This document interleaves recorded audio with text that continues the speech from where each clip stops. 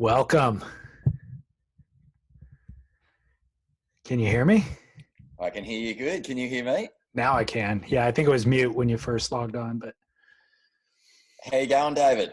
wonderful. How are you doing? I'm good, mate. I'm really good.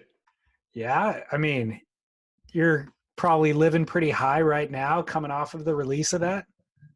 Oh man, I was really confident that it was going to be well received until yesterday morning. Then I just totally all the fear started bubbling to the surface. Because it's just such a I don't know, it's such a new look at Tom as a person, and I just didn't know whether I'd taken it too far and that we were trampling all over the legacy of a god kind of thing. I didn't even think about that angle. My initial thought was you can't, I mean, it's Tom Curren. Everybody's going to be happy to get Tom Curren footage, but you're absolutely right. There's actually a huge liability there that, yeah, you could maybe defile people's image of him. Well, yeah, it's a weird one. I think that I knew always that Tom was, a personality that really we've never tapped into properly in film. I think there's probably been interviews over the years in the old mags and stuff like that where he was probably speaking the truth and stuff, but you don't hear his voice. And yeah, he's just been the mystery man, like the eternal, perpetual mystery man for so long. And I just felt like when I first saw all the raw footage when it first came in, I felt like I was getting the real guy, like a real glimpse at how he works and who he is. And so I didn't really have any fear about taking it, the free scrubber film, as far as we could possibly take it, as left as we wanted. One of the few conversations I had with Tom after we sort of agreed to make it was, I said, hey man, this is pretty abstract. I'd really like to go pretty far out there with it. And he was just like, bend it, man, bend it as hard as you can. So I was just frothing on that. But, I know that surfing, in my world, surfing is something to just, it's like an endless source of fun, and it's ridiculous and it's serious and it's all that. But, I've spent enough time in California to know that it is religious for some people, and Tom sits right up the tree as far as being the top of the I don't know, the Jesus figure, if you like. Totally. And so it just dawned on me that morning. I was like, oh my God, I hope I don't freak people out too much with this. But in the end, it wasn't really my choice. Tom was Tom, and we got that window into who he is just because the guy who was there, Andy Potts, managed to really get him loose and free, and I think being himself in a way that we'd never seen before. You can rest comfortably. It was very well received by the internet, and the internet can be vile anyways. They'll find something to troll no matter what. But I mean, I absolutely loved it. Every bit of commentary I've seen about it, people loved it. Stoked, man. Let me ask you though, the opening shot, was that staged? No, not one bit. No, man. Dude, I thought you got a Tom Curren lookalike and set up that whole shot just to open the film. Well, it's so funny because Neil Ridgway, the guy who is the international head of marketing for Rip Curl, he was my first boss when I first started working at Tracks magazine when I was 17. Yeah. And so we've worked together, throughout our entire careers. But it was only just in the last sort of 4 years that he said, we want to inject a bit more personality into our clips, just because they're beautifully shot. Surfing, you can't argue with it. Everything about them is just A+. But he wanted a bit more irreverence and a bit of craziness. And I thought, this is the easiest job in the world, because it's I knew enough about Mick and Mason and Tom and just the whole team. Owen, they're all mad in their own brilliant ways when you get to know them. And so it was a pretty easy brief. But when he sent me that footage, he was like, look, I've got this trip. I've got all this stuff of Tom in Mexico. Do you want to have a quick look at it and see if we can do something with it? And that was actually the first thing I watched. And I just couldn't believe it. I was just going, oh my God, this is going to be epic no matter what.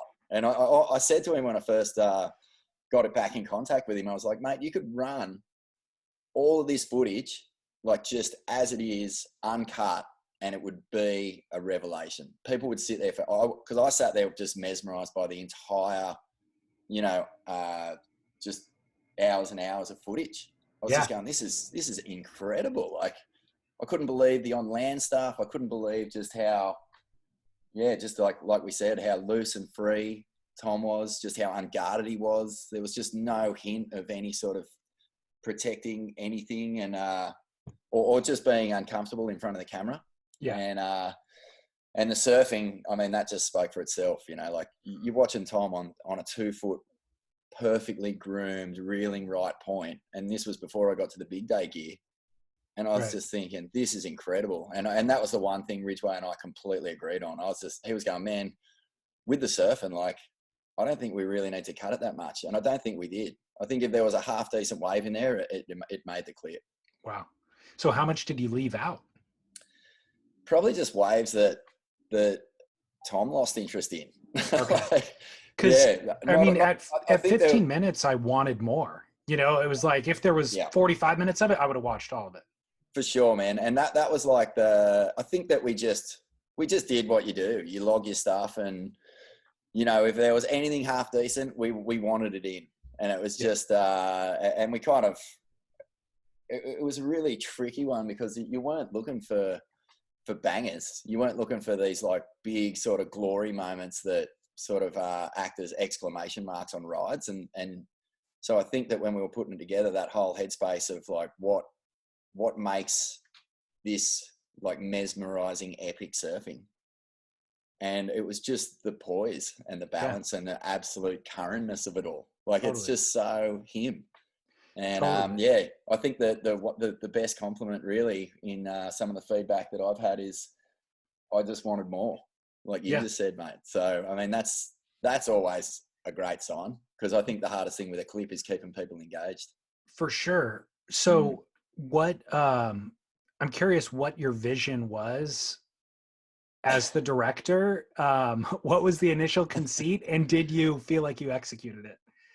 Yeah, I think my main thing was, I was more worried that we were gonna overcook it and lose just his personality. So like, the whole main thing for me was just like, make sure that we get the very best of him being him, and build little vehicles and structures around it that amplify how good this is. So I wasn't really trying to get overly dominating with my own ideas. I was just going, how do we like put these little moments into frames so we've got enough of a sort of a narrative, I guess, because it sort of just bounces around. But I was just going, okay, well, the secret is, don't try and force things into certain times, or the construct of having an idea and making that idea have to go from start to finish. It was just like, set it up, let it run its course, and if it's only 15 seconds, cut it and just go straight to the next thing. Okay. Because the whole trip, you still get a vibe of exactly what's going on. It's the early days of COVID.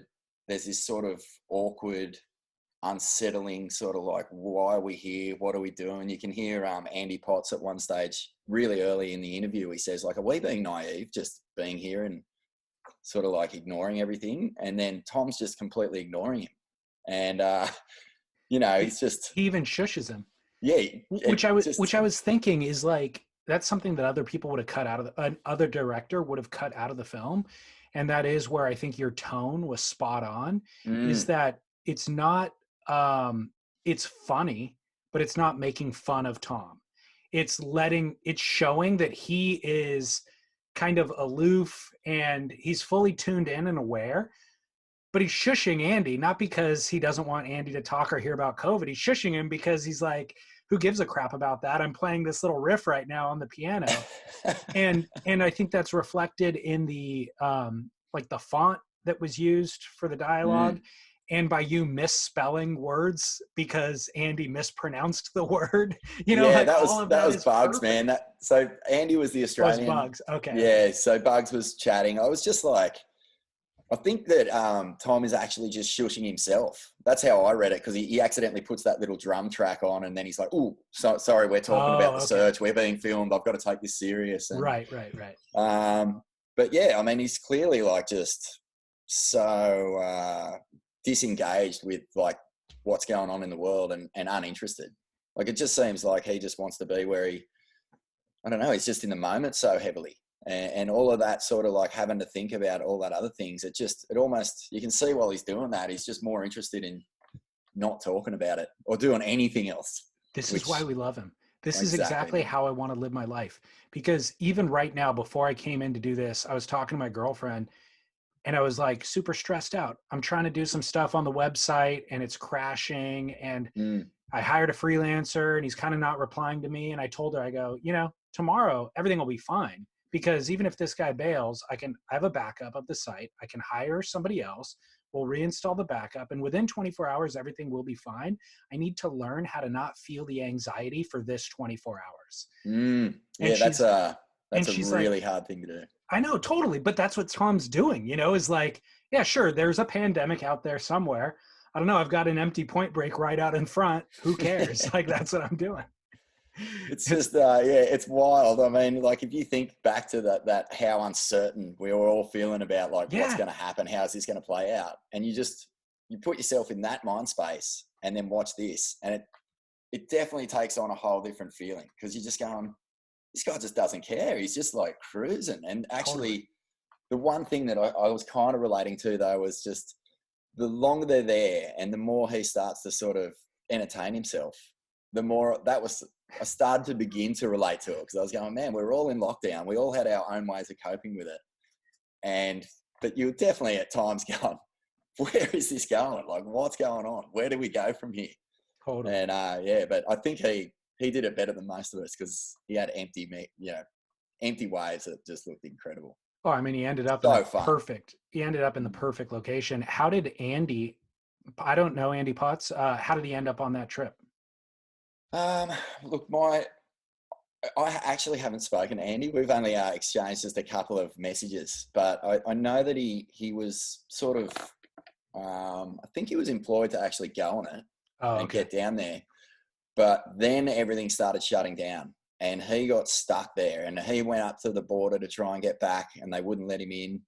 And then the military at some stage was saying, you've got to get out of here, but they couldn't move. And there was just all this harassment. The gringos were getting shipped out of the towns that they were staying in. And I think it was more stressful than it appears. The story of what was going on around this trip is quite gnarly, but I didn't really want to go down that path. For me, this was like an opportunity to just make something really enjoyable, showcase Curran at 57 years old, surfing in a way that was just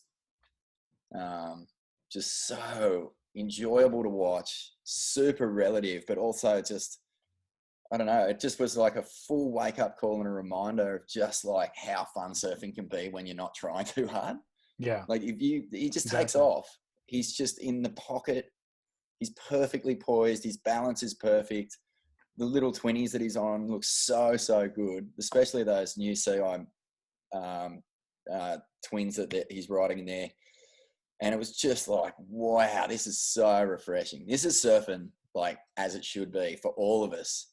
And we should all be able to sit back, watch your Johns, watch your Mick Fannings, understanding exactly what they do is the 1% of the 1% is what I heard Sam McIntosh describe it as once. And just enjoy that for what it is. And then look at a guy like Curran and go, oh man, I don't need to sort of judge myself or judge too hard what ripping is because this looks like the funnest thing in the world. Looks like something we can all relate to. It's what John and Mick both aspire to. Yeah, big time, man. I think like when Curran first went searching, everyone got a big wake up call about sort of like what sort of surfing they wanted to do because it sort of split heavily. That not the first time it started, when he disappeared into France with Morris and started working on all those boards, and then he came back, did that world title run. But that next split where he really went on the search and all that J-Bay footage started turning up and everyone was just like, wow, because the Dream Tour was still a couple of years off. And he made everyone start to go, hang on a minute, what sort of surfing are we aspiring to do? And are we getting off on here? Yeah. So, yeah, well, I mean, he's always been that leader. You talk about him taking off on the wave. and I had that epiphany too watching it, was, God, I get to my feet and I just start moving. I just start like pumping down the line and trying to like, oh, there's a section up there, I'm going to try to get over there. And it's embarrassing. It's like, it's not graceful, you know, it's not dignified. And it's because I'm busy all day watching clips of Idolo surfing. And the reality is, I will never even come close to surfing like Idolo. What he's doing is on an entirely different plane.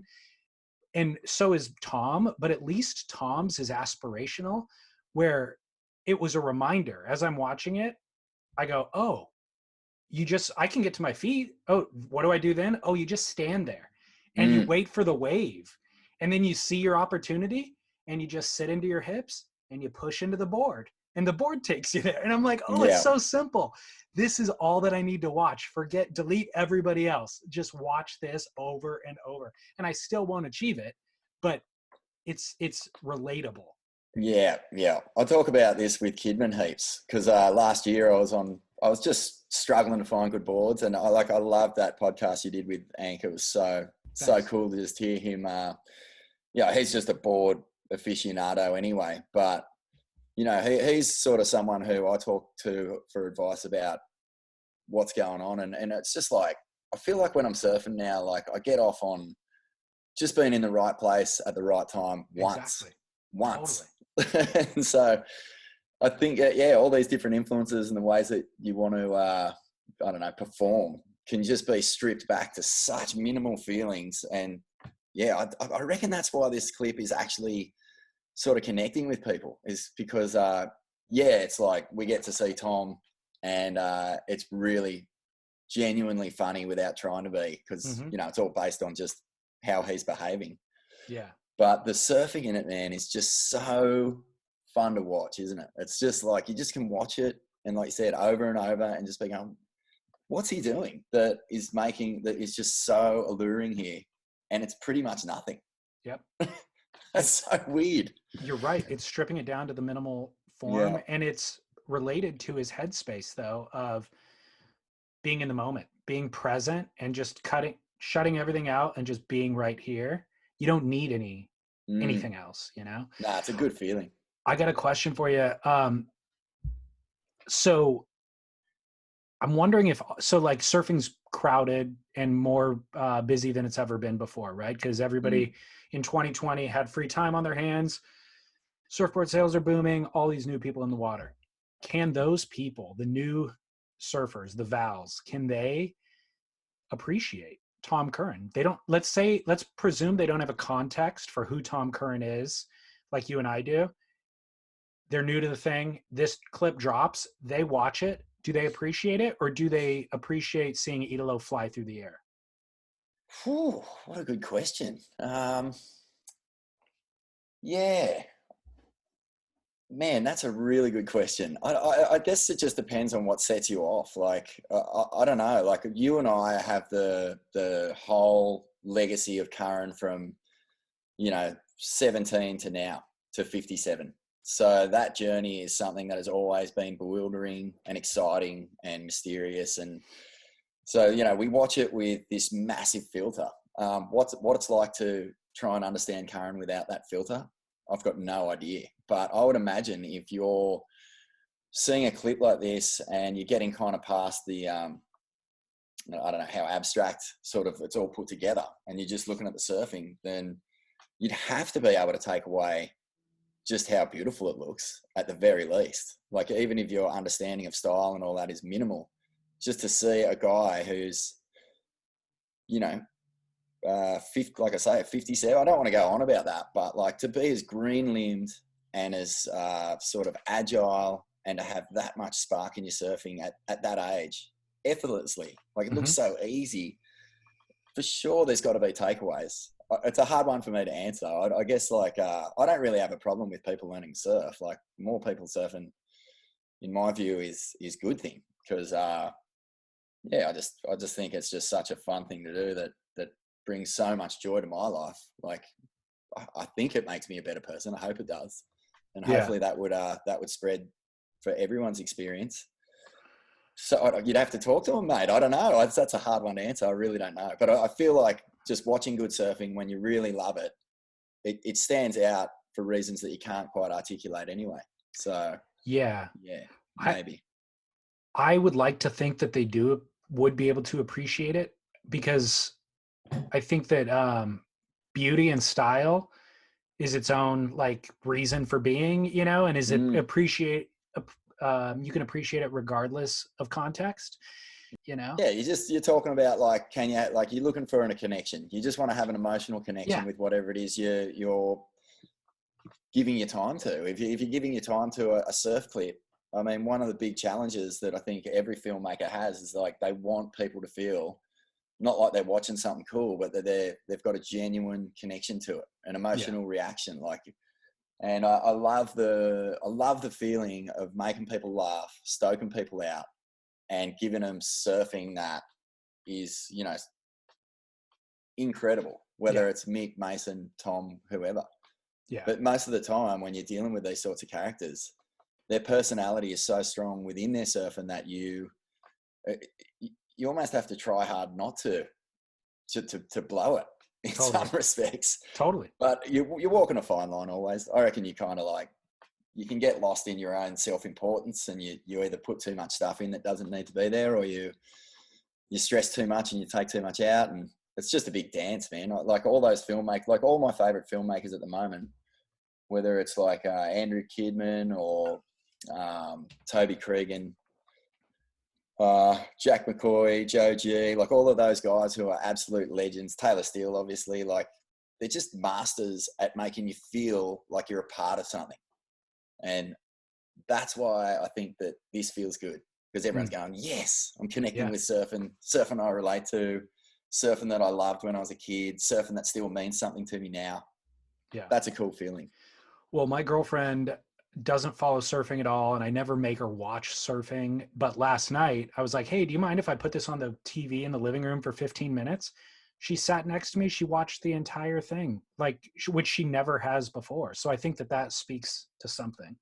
Oh man, I think the best compliment I got was when we just finished and we had the first edit of it, and I brought it home and I showed my wife Ali, and she got to the end and she was like, "Oh my god, I want this guy to come over for dinner." No way. He's like, she You was want like, it? "What a legend!" Just loved him. He just thought he was totally lovable, really interesting, Yeah. and just I was like, "Wow, that's like as good as it gets." The reason why I asked that question of whether or not the Vals have an appreciation for Tom Curren, or maybe it just falls on deaf ears for them. Last I checked 2 hours ago, it had 100,000 downloads, or is right about at 100,000 views on YouTube. Mm-hmm. 28 thumbs downs. I was like, who's giving this a thumbs down? Like, how dumb do you have to be to thumbs down this thing? Mate, I guess as soon as you put something out, you're inviting someone in a bad mood to tee off on it. That's the only explanation I have. I was tripping. I'm like, that says so much more about that person than it does about Tom Curren or the film. Um, Talking about Neil Ridgway, what is your deal with Rip Curl? Just I've got like well, I don't know. I've had a relationship with Rip Curl since since I was just a tiny grom and I got my first wetsuit. So, but yeah, it's just that mostly Neil and I. He was probably the first proper mentor I ever had in my life, outside of my parents and stuff. I started work. I left high school before I even got to the end of it. I left when I was just turned 17. Went to work at Tracks magazine. Gary Dunn was the editor. He ended up being the Rip Curl team manager. And then Neil Ridgway was the deputy editor. He went on to be editor. And he was just probably the most formative person I've ever had in my life. He was like a dad, a big brother, you know, a best mate. Super creative, super talented, super driven. And he sort of veered off into deep into the publishing industry when he left Tracks. And then he ended up, you know, taking over marketing at Rip Curl. And we just stayed best friends. But yeah, like I say, my relationship with those guys is purely sort of case by case. And I've got really good relationships with a lot of the companies, you know, with Quicksilver and Billabong and stuff. And I do random things with with different crew, depending on what I'm working on at the time. With Ain't That Swell, we've got like a really strong relationship with Billabong. They sponsor all our live shows and stuff like that, and just sort of dip in and out of projects, mate. Like I feel pretty privileged and lucky, I guess, that I like trying my hand at different things, and it just sounds cheesy, but I just love surfing so much. I love sort of like getting stuck into all the little different corners that I can get into. And I guess just making films for Rip Curl is sort of my role with those guys at the moment. And I really love it. It's just a sick team. I absolutely love their surf team. They're just the best people ever. Like, usually I'm away with Mick and Mason, and I'm just pinching myself, just going like, how good is this? I worked in an office for 25 years, and the day I quit, Rip Curl rang up and said, how would you like to go on the search with those guys? And I was just like, what is this? This is the best life ever. Crazy. So yeah, super lucky, man. And I'm just, I'm super grateful for the opportunities that I get with those dudes. Do you have any ambitions as a filmmaker? Good question. I guess like deep down, I've always had a bit of a plan to try and make, a proper long form cinematic movie. Non-surf? Non-surf. Yeah. I've had a few ideas for that, but I don't know. Ambitions sort of change as you get older. Like 10 years ago, my ambitions were definitely to sort of like head in this direction and be doing what I'm doing now. But most of my ambitions are sort of taken up with sort of steering my kids in the right direction and getting in the surf more and just simplifying, man. Like I don't really, I look at like all the stuff I get to do as like the best opportunity to have a great life, which is as good as it needs to be for me. I don't really think beyond that. And, I've got like I've got really great kids, and they're sort of teenagers now. And so I just feel all my focus heading in those directions. And if I can just surf and get to do what I do and hopefully have opportunities to, sort of branch out more. But I don't think I'm in a place where I'll sort of sacrifice the happiness of my day-to-day life for the sake of ambition, if that makes sense. Did you during those 25 years that you were sitting in an office? Oh, for sure. Definitely. Because, like my first round with the mags, 17 to sort of like 25, I was just super young, and I felt like I didn't really know what surfing meant to me yet. I was just completely on that hamster wheel of being in the industry and loving it, frothing on it, did some awesome stuff. But the second go around, when I took over Surfing World, I felt much more comfortable with who I was. I knew what sort of surfing stories I wanted to tell. I had an incredible crew to work with: Tim Baker, Sean Doherty, Kidman, Nick Carroll. They were Reggae Ellis. They were all a part of this sort of unit that we formed at Surfing World, and they were probably the most satisfying 10 years I ever had working, and I was really committed to it. But yeah, after 10 years, mate, you just stinging to get more time in the water. And that was probably the biggest sacrifice I made. Even though our office was across the road from the beach, you just sort of always put the deadline first, and you had to, because, the mag's got to get done. Yeah. Well, that was actually going to be my question is, do you have to? Like, when you look back now, could you have managed that time with less of the stress and anxiety and still made good quality work? Yeah, big time. I think that when Kidman was at Waves, he was, I think he became the editor of Waves magazine, which was like a really big mag in Australia. I think he was 19, and he might have even been younger, but he was the Aussie champ at the time. He won an Aussie title. And I'd be in there at tracks, and I was 17. So he'd been in the job for a couple of, I don't know, maybe 5 years by the time I got there. And I never saw him. Never, ever saw him. Like, he'd come to work. He'd get called into the office to get chewed out by the bosses for never being there. He'd yell at them for being kooks, just tear them to pieces, go back to his desk, maybe write a story, or maybe like talk to his art director, and then just take off. And the mags he made at that time, mate, like, I think he finds them embarrassing or whatever, but to me, they're still some of the most cutting edge mags around, because that was in the full midst of Slater mania, and he was putting like Wayne Lynch on the cover. Like he was that far ahead of the curve. It was just mental. And I think that, even though I got to sort of have my second run at surf mags with Surfing World, I just had that work ethic of deadline being king and all that sort of stuff. I should have sort of taken a bit more of a leaf out of Kidman's book and chilled out a bit. I'm learning that lesson, dude. I take things way too seriously.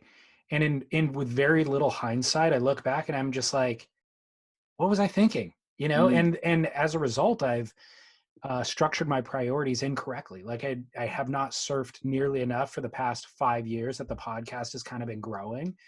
I just prioritize work and I'm not happy for it. And then the work suffers because I don't have surfing as an input, you know? Yeah. It's crazy.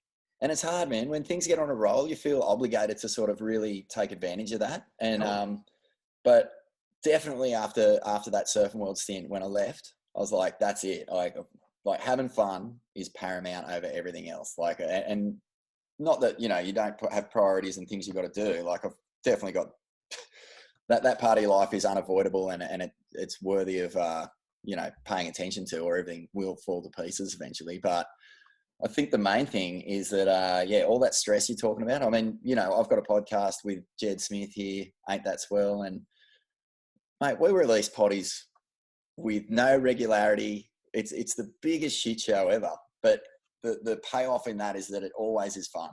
Like it's never gotten to like we've drifted almost into that turf where we're like starting to get stressed out, and then we just let it go, and it doesn't matter.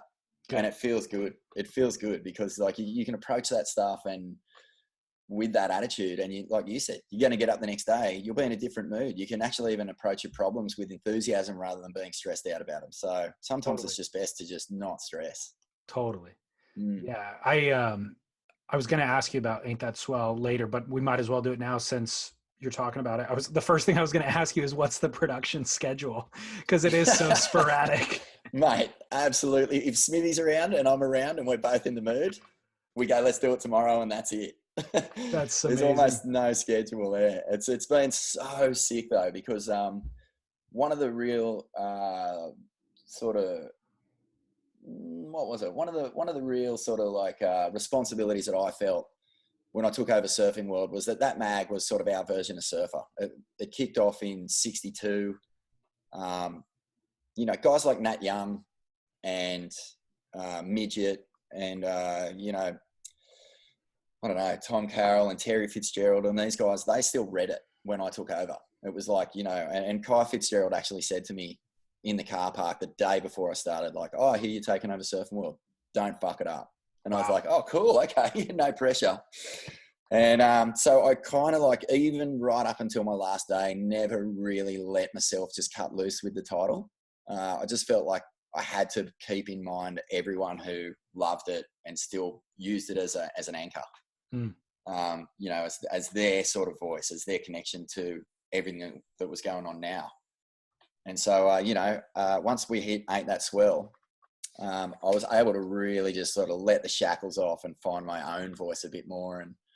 And Smithy's, so hyper intelligent, so connected and engaged with, the working class issues in the world, what's going on, that we've just got this awesome dynamic where we kind of bounce off each other, and we both sort of see surfing for what it is. Like it's the funnest thing in the world. You can take it seriously, and there are things to be taken seriously, but mostly it's just an absolute privilege to be able to do it in the first place. So ripping into it and getting too over the top with it, for me, feels like you're wasting, you're taking something that's so golden and so special and makes you feel so good, and you're actually bringing it down into the swamp. So it's a great way of putting it. Yeah, I just feel like there's no need to be like that. Right. So, yeah, I'm not saying that there's not room for criticism, and there's definitely a place to call people out and make people accountable for sort of the things that we don't like. That has to be there. Like, it's got to be. And things like Beach Grit are fucking awesome at doing it. They do such a good job. And I I think that's really healthy that exists. But me personally, I just have a very, very like, I don't know, very little in surfing doesn't stoke me out. Yeah. Very little. In regard to the podcast, Did are that you answer the guys, question? I actually just went on a mad tangent then. Sorry, bro. you did. No, it was good. I let those things go. Those often are way better than my questions anyways. Um, in regard to the podcast, are you guys making money? I think that the opportunity for us to make good money is there, but it's just one of those things, mate. Unless we like treat it like a business and start sort of taking it more seriously, those opportunities probably pass us by. Like we're not out there hunting partnerships or anything like that. We've tried, like we've definitely tried, but Smithy and I, look, I reckon it's there to make money. Like the thing is, we do live shows, and that gives us a little bit of money to put in the bank to make t-shirts, and mostly, mate, it's just about sharing it with the community. Like it sounds like it sounds almost impossible to believe that you could have an audience who are engaged, who are passionate, and all that sort of stuff, and not sort of try to take advantage of it. But we just don't think about it like that. Yeah. Not yet. Maybe one day. Well, what about with surf films? Is there a sustainable business model for surf films at this point? For you, obviously, they come project by project, and it's Rip Curl using it as a marketing piece. But you know the inner workings of the business, and they don't exist in the way that they used to exist. And so we have Kidman making these individual pieces that take years and then selling individual units to hope to recoup the cost. But is there a sustainable model for surf films moving forward? Definitely. Yeah, I think Kidman's basically got the blueprint that works. But does he make money on it? You know, like, I don't know that there's he's selling enough units. Yeah, if your agenda is just to make money, if it's just to like make stuff that makes money, then I can't see, that's got like a real time limit on joy, like or like satisfaction about it. Like definitely not. Like we all need it. Like I'm not sort of being overly philosophical about my own position with that stuff, but I guess Kidman has a story to tell. Like he's got a passion, right? And there's a lot of people out there who believe in that and want to hear that story. And they're the people he's interested in making films for. I think that the people who are, you know, going down the shop and buying like a pop-out surfboard model of their favorite pro, he's probably not that fussed whether they buy his movie or not. So, but I just think that, yeah, there's enough people surfing, and there's enough sort of people who are intelligent about what they love about surfing, where you can just create your own niche, make your own films, find your own little pocket and make a dime out of it. I think for sure that's doable. It's just like, how much money do you want to make and how much growth do you want to get into to be satisfied? I think that's where, the real question is, because you were starting by saying that, look, if you're doing it to make money, and my argument isn't that you should do any of it to make money, but it has to make money if you want to continue to do it. You know, like I would like to see Kidman make more films.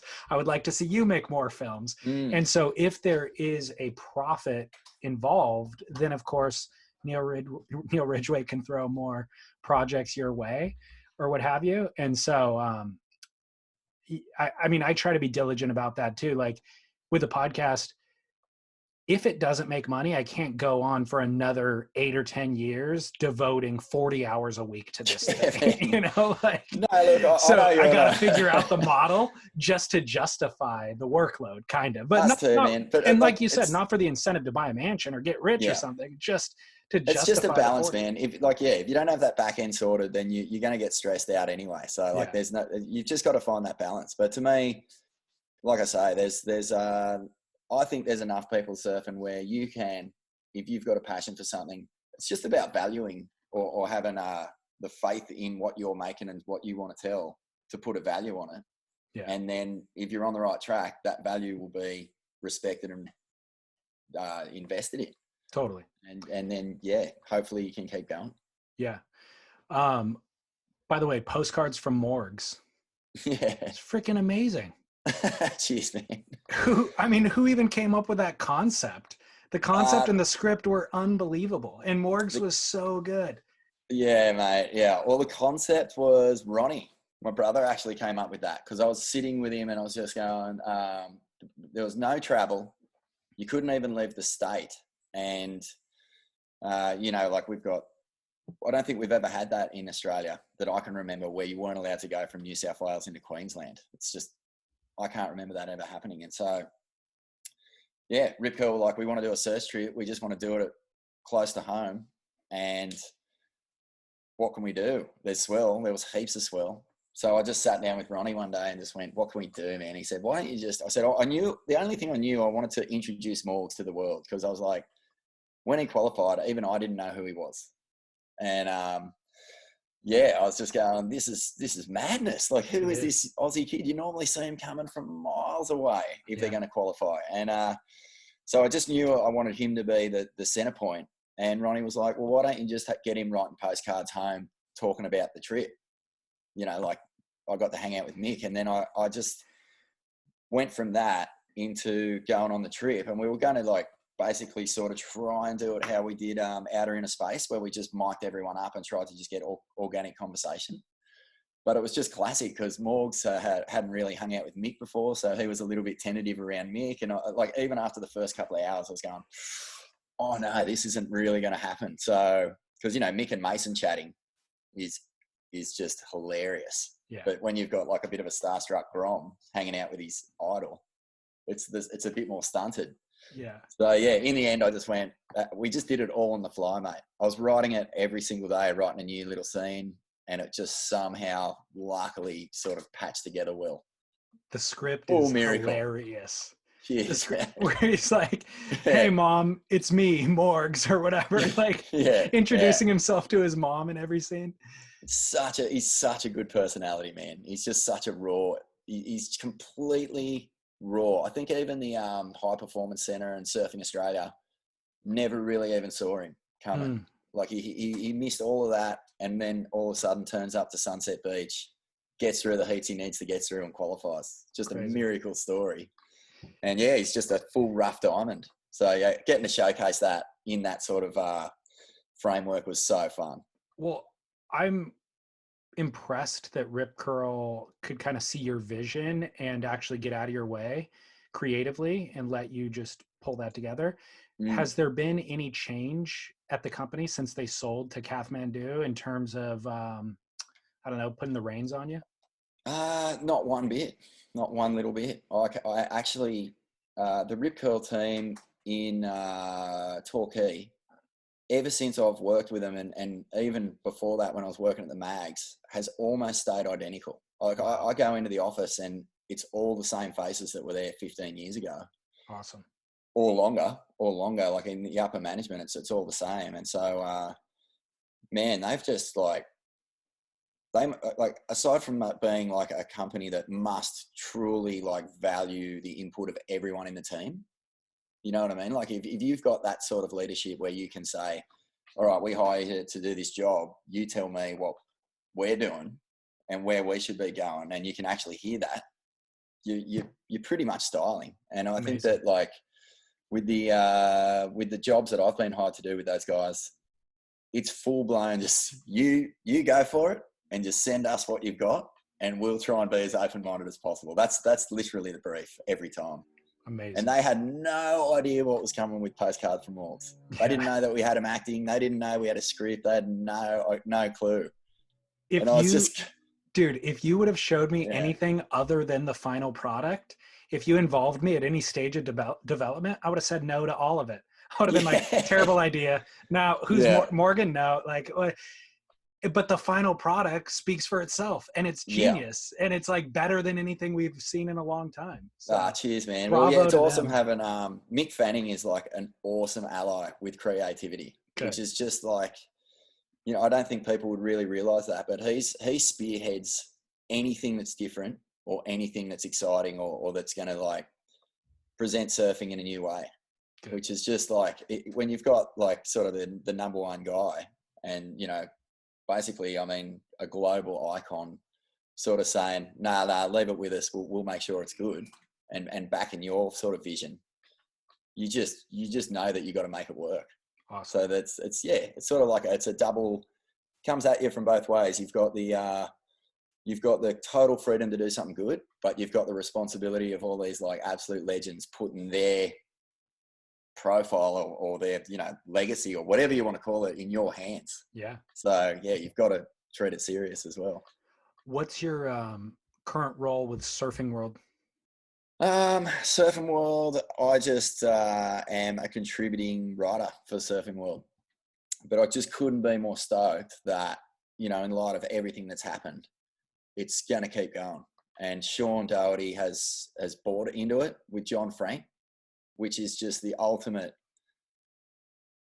To me, that's like, lunatics running the asylum, but also, you know, two of the greatest lunatics in surfing history, who both have insane vision, really, really strong sort of opinions about what they love about surfing and where it should be going and what's important.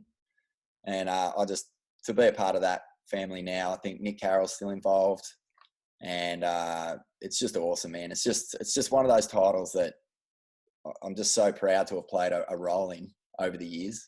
Yeah. Because it never really shifted around. It was never owned by any giant conglomeration, and it just has always had editors that I don't know, steered it with a lot of good intention, like always putting surfing first and everything else sort of second. I'm trying to get Sean to send me a batch of copies every issue that we could distribute through our website to anybody in the US who wants them. Sick idea, man. Great idea. Kidman's doing it too with acetone. I think that'd be a great way to get them. Great idea, man. Yeah. And like, you know, like I had this sort of feeling, it was a bit of a sad feeling after all those swells that just happened in Hawaii and at Mavericks. And I was like, man, where's the time capsule for this? You know, like surfing's not there. It'll exist online, but the framework of a magazine, the advertising, the graphic design, like what's in, like just purely like, you know, the style of that time is locked away in a vehicle like a surf mag. Yeah. And so it's just sad. Like I was the first proper sort of swell event where I was really feeling the loss of those big titles. Yeah, it was a bummer. Do you have a giant pile of magazines that you keep? I do. You do? Yeah. Yeah. I actually, all my when I was young, the mag collection was so absurd. I had like a garage that was stacked from floor to ceiling, took up an entire garage. And I mean, they all got wrecked in a flood, which is pretty typical in Australia. And then, my dad's surf mag collection got wrecked in a flood too. And then like now I've only got the Surfing Worlds that I worked on, which is a bit of a bummer. Like I've got none of the 10 years of waves and tracks that I did before that. But they're all around, man. You know, like they're there. And, yeah, it's nice if you can get somebody else to archive them for you. Yeah, exactly. I actually know like 4 or 5 people with entire collections of all of them, like every mag in Australia and all the American ones as well. Al Hunt, you know Al Hunt, who does all the stats for the WSL, and Mick Mock and a couple of other collectors, a guy called Bobby Smith down at Surf World in Victoria. So they're there. I'm not panicking, but I don't know how you feel, man, but like I just reckon that, you know, like those swells deserve more than 24 hours on the front homepage of a website. For sure. Like those events that happen in Hawaii and at Mavericks, like they should live forever. They should be getting picked up again in a year, in 10 years, in 15, 25 years, because they're right next to a toilet. For sure. Wait, that's the time you use to look at your phone, not to look at a magazine. How else am I going to catch up on Instagram? I miss the days before phones, man. So to wrap up, let's go back to Curran. What was your relationship like with Curran before being approached with this project? I can sum that up in probably 5 waves from different surf movies. Because, my introduction to Curran was the opening wave of Pump, where, I don't know if you remember, it's like a heartbeat. It's this slow motion, first reef, just hair of your teeth, crystal throaty orb at pipe, and he gets blown out with a spit, already doing a backside floater, which he falls off on. But I was like, who is that? Like, I was just completely sizzled me. And then my next sort of, after that, my next sort of vision of him was in this movie called Amazing Surf Stories. It's like an old film. It's American, and he's 17 or something. It's a little section. The song in it is just outrageous. It's called Top Cat, Pride of the USA. And he's 17 and he's surfing, like, you're doing all the wiggles. And I think Sam or Matt George is narrating it, and they do a little interview with him, and it's just so iconic, man. And then after that, the Search movies, and then after that he popped up at Shauno's 50th, and that's it. That's all I knew. 40th. 40th, sorry Shauno. He looks 50. But yeah, I just had of all the years I was working on surf mags, I had no bump-ins with him. I kind of saw him once at J-Bay, and I just had nothing to do with him. So my whole experience with Tom making this was that one phone call where he told me to bend it, and a couple of text messages, because he does the music in that sort of big wave jazzy section. That's all him and I think his son Pat maybe. And so we were waiting around for that song to come in, and finally after a couple of months, I get this text from him, and he goes, "Here's the song. I think it's out of tune." And that was it. That's it, man. Wait, did you send him the section and then he scored the music? No, I sent him the whole movie, and like he sent the so he was going to score it, which was hilarious, because even that was funny, because when we dropped the song in, it wasn't long enough, so we had to like put some more music on the front of it. Amazing. Oh man, I just everything about Tom is just awesome. It's like, like my takeaway from the whole experience was like he lived up to every expectation I had. Yeah.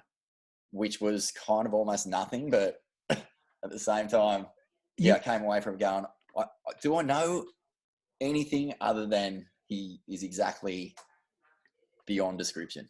Which is it's important to have that expectation, because otherwise you would have been frustrated every step of the way. Like, who is this guy? But it's like, it's as if like Snoop Dogg can get away with smoking weed anywhere that he goes, and if he doesn't smoke weed, he'd be disappointed. He'd be like, "Hey dude, why aren't you smoking weed?" Like, I know we're in a public restaurant right now, but you should be lighting up a blunt. Someone asked me the other day, like, is this the most honest sort of version of Curran we've ever seen? And I was like, I honestly don't know how to answer that. I think the only people who truly know Curran properly are like family, really close friends, and then in terms of like media and people who've worked with him, Kidman, John Frank, Sonny Miller, a couple of those guys, and obviously, there's a bit of an inner circle who know, but I am none the wiser. None the wiser, and like I'm glad, because he will always hold that place in my mind of being sort of this just iconic, mysterious, classic character in surfing. I agree. I don't want to interview him. Like, I'd rather just have him live in the periphery. I wish you all the best if you do, mate. Oh, I know. Seriously. I would fail miserably. I did meet him. I've seen him a handful of times, but I met him once at an event somewhere here, and approached him and tried to make some small talk with him. But I didn't have a plan in place, and I was nervous, so I didn't really get anything out of it. Yeah. Was he happy with the film? Well, I sent him a text when he sent me the song, and I said, "Oh, did you enjoy the film?" And I never heard back. So I think no news is good news, because just judging from the way that he's reacting to, being sort of drawn into his thoughts and feelings on the search at the start of the movie, and then, how he's just trying to stay distracted because he doesn't want to engage like that. I feel like I was just, when I asked, like, "Do you like it?" I was just another person saying, "What did you think of this and that?" And he was just like,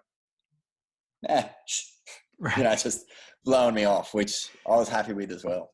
He's no probably... news is good news. I would have been way more bummed if he said, "Actually, man, I think we should scrap the whole thing." Like, that's what I was waiting for, because I didn't know. But yeah, I don't think we did any, like you said at the start, does this have any effect on how people are going to view him? I think that your your girlfriend, my wife, they're on point. It's like, no, this guy is being reintroduced to either a whole new generation and a whole broader audience who actually love who he is. Yeah, I agree.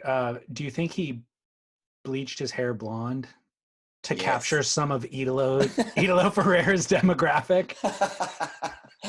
No, but in one of the offcuts, he says he's going to dye his hair black. So I'm assuming he dyed his hair blonde as well. Okay.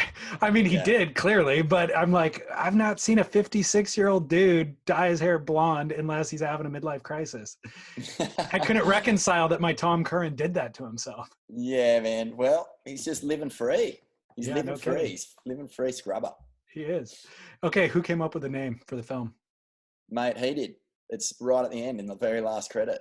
He found, he was doing a beach clean. Him and Bugs just were walking along the beach and he found a scrubber and he went, oh, look, a scrubber, a free scrubber. And me, it was my favorite part of the film that he actually found a free scrubber. But who decided that that would be the right name? Well, Nick Pollitt, who was the editor of the movie, mm-hmm. we were sitting next to each other the whole time and we were just like trying to come up with names. We had some really bad ones. At one stage, we were going to call it anti-social distancing and like, we're trying to like tie in the COVID theme and all that sort of stuff. But the whole time, that line where he goes, a scrubber, a free scrubber, like that, we were just like, we just kept saying it to each other. Every single time we sat at the computer, every time we made a coffee, every time I walked into his kitchen, I'd pick up the scrubber and we'd go, a free scrubber. And in the end, we were just like, dude, should we just call this thing free scrubber? And then it just worked out perfect because, I mean, it's just, it sounds like it's abstract. It sort of suits the whole tone of the film. But in the end, it was just, he found a free scrubber. It sums up Curran perfectly. Yeah, man. It really does. You think that it's poignant. That's the thing. Everything that he says, I'm like, wait a second. Is he a genius? That's the genius of him. Yeah. No, well, he's definitely living a life of a genius life to me. I think he's got a pretty it's clear through his surfing what he is, you know what I mean? But yeah. What's up with Goons of Doom? Are you guys hindered by COVID, obviously? Oh, we're hindered by age and having families. Okay. But aside from that, we're in the studio right now. Are you really? Yeah, man. We're recording a new album. I think Killer Whale's already finished about 4 songs. Ozzy's got 3 on the go, and I've got a couple as well. But yeah, it's happening. We're gonna have a new one this year for sure. Dude, you've got your hands full. Let's try to stay as busy working on projects of zero consequence as much as I can, mate. Good. Good. Keep it light.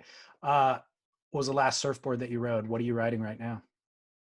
Oh, good question. Actually, the last surfboard I rode was a JS foil this morning. No way. I went for a foil, man. Yep. And how do you like it? I'm very tentative on them. I feel like I'm literally going to die every time I stand up on it. Yeah. But actually, the last board I had a surf on was my Dan McDonald Mini Simmons. It's like those tombstone looking things with the keels that came out and were a bit of a rage 10 years ago. Yeah, you were riding one when we surfed together.